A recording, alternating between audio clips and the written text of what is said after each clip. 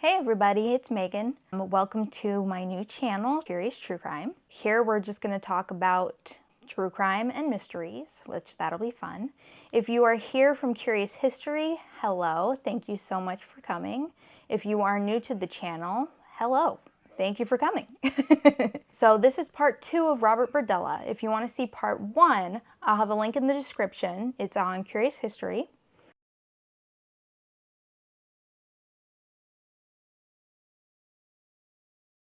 So where were we? Robert was arrested and they were going through his house and they found his diary. And his diary had some pretty, I can't say juicy stuff because it's all just really disturbing and gross, to be perfectly honest. There's nothing juicy about it. So part of what is so disturbing about these diaries is that Robert went into excruciating detail on what exactly he did to his victims. And it's pretty graphic, so watch at your own risk, okay? Or listen and watch at your own risk because it does get graphic. Pretty much, he would sodomize his victims with different household objects, including a carrot, a cucumber, and his own arm. Just the whole thing. Robert would also take a hammer and he would smash his victims' bones while they were unconscious to see if they would wake up. He thought, this is a fun little experiment. So he tried that. So yeah, he would see if they would wake up and scream or if they would stay unconscious, and then he would just do more. So yeah, that was a thing he did. He would also put drain cleaner in their eyes to see what would happen and to try and blind them, because he was like, oh, I'm doing all this stuff to them and it'll be harder for them to escape if they're blind.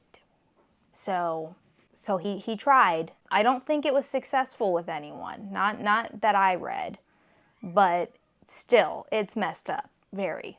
Berdella even experimented with needles. He would take needles and poke them anywhere he wanted into the victims, including under their fingernails and their privates. Ew. Okay. He would hook up the alligator clamps to them and just electric shock wherever the needles were, just for funsies. He would put needles in their eyeballs and electrocute. Oh my gosh, dude was sick. He even went as far as to brand someone, well, one of his victims, with a clothes hanger. I don't know how and or why. I know how, obviously. I just said how.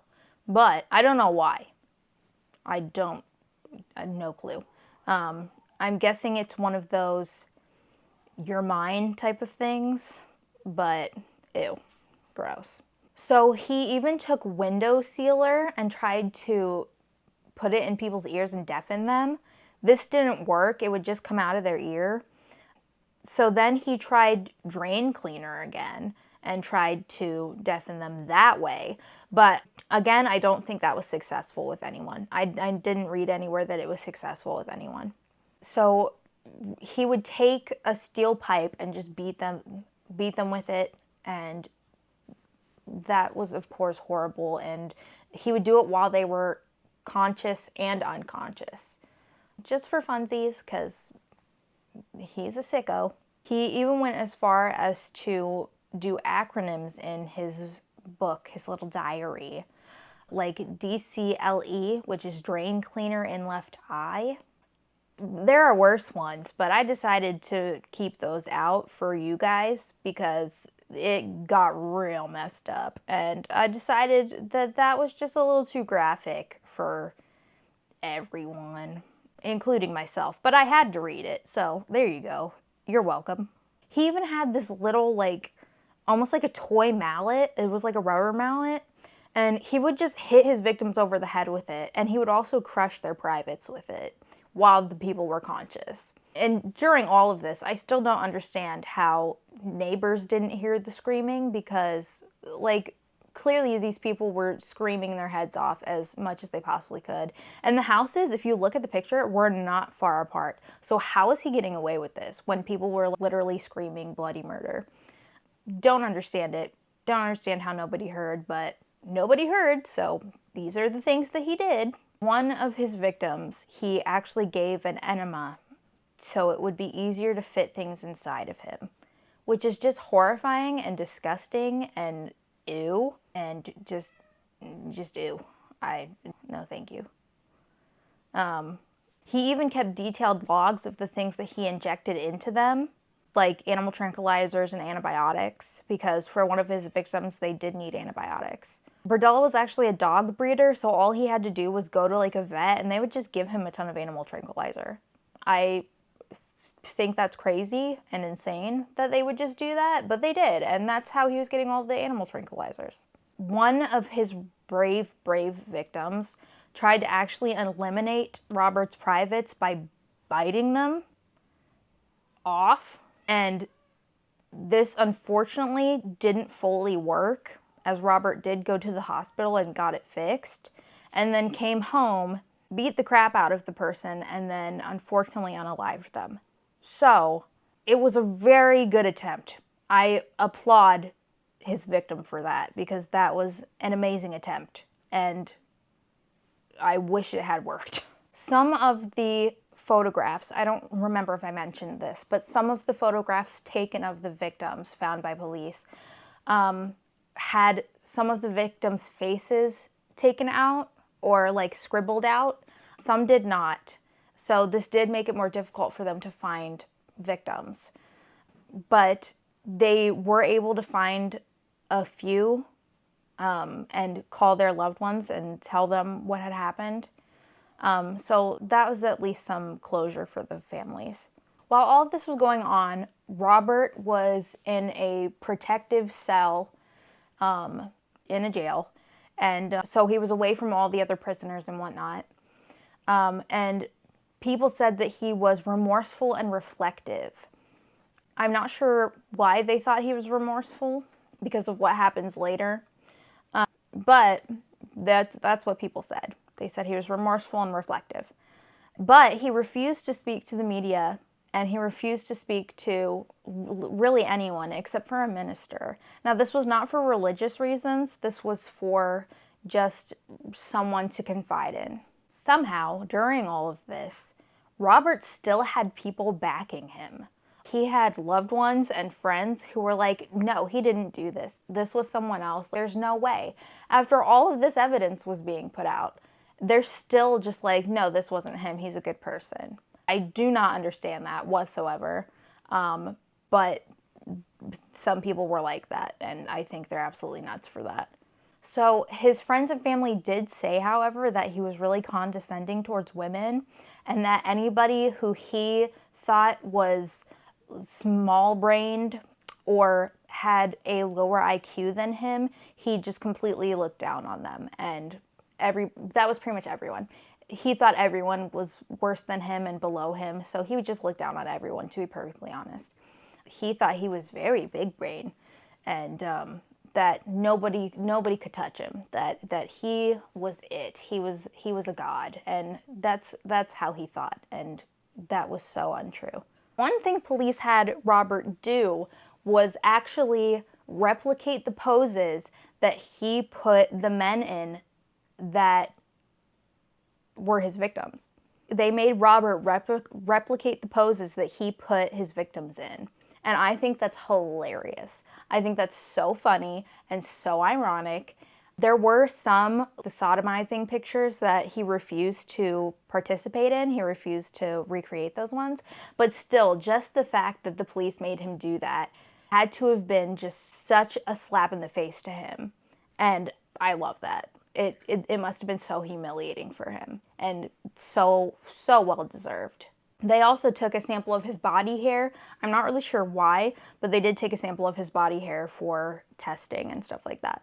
So when his trial actually began, he immediately pled guilty and was like, I did this. And so he pled guilty to first-degree murder and the torture and unaliving of 6 men.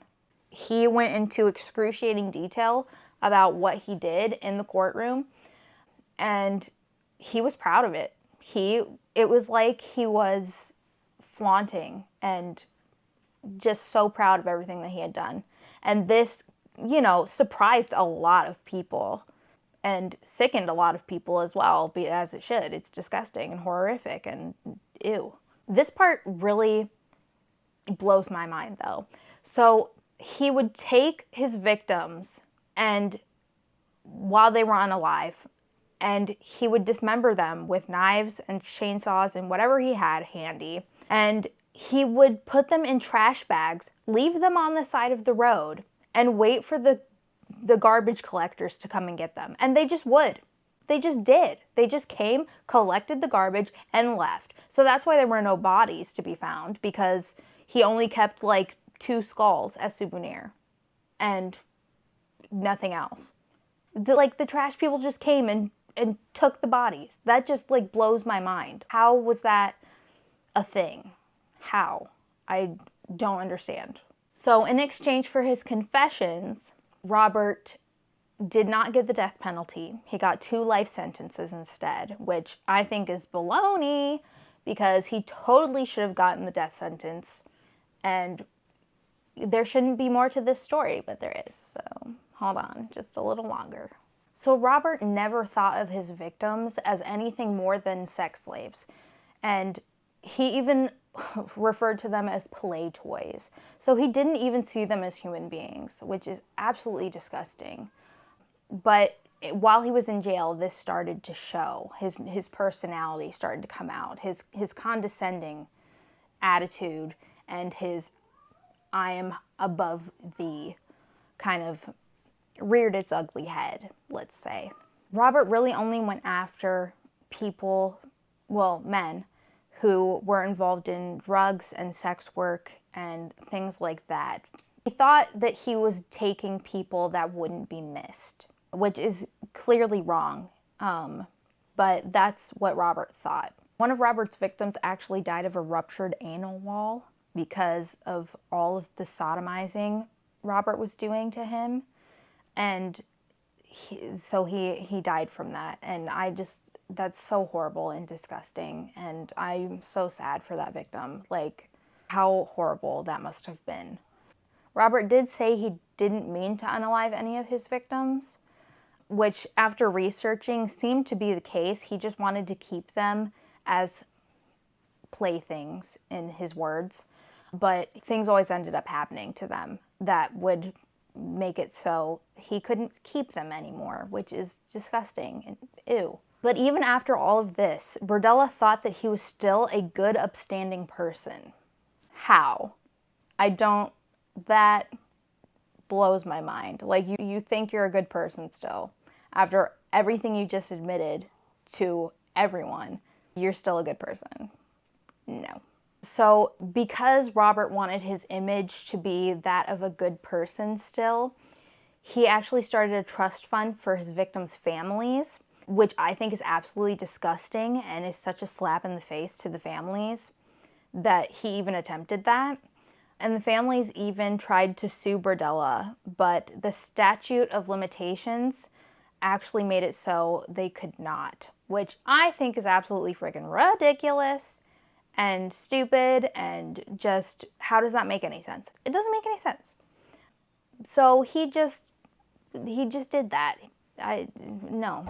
Robert Berdella Jr. was in prison when he died of a heart attack at 43 years old. Unfortunately, he only spent 4 years in prison for his heinous acts, which is a lot less than he should have.